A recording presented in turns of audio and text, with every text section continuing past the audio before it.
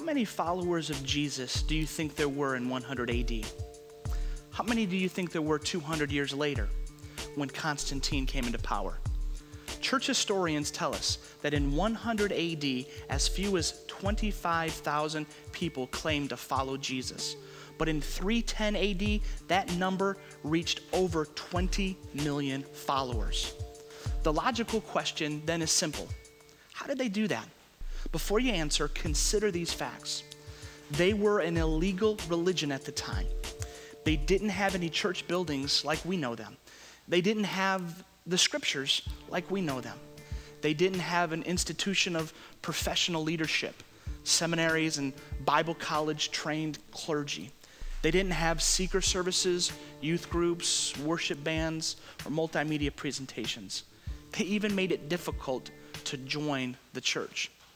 Consider another modern day example, the underground church in China. When Mao Zedong took power and began to purge religion from their society, the church was 20 million strong. But he then had all its foreign ministers and missionaries banished. The church lost all its property. They saw its senior leaders killed.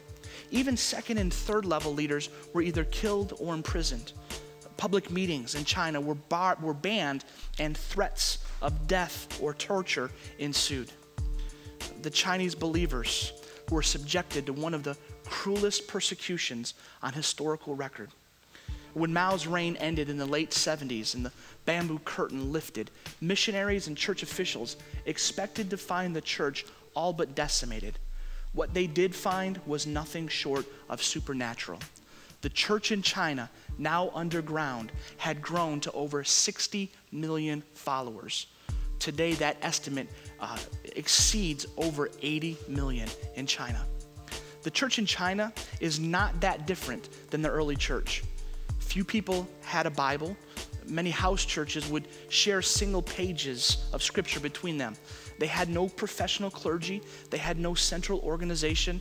They had no mass meetings, yet they continued to grow like mad. How did they do that?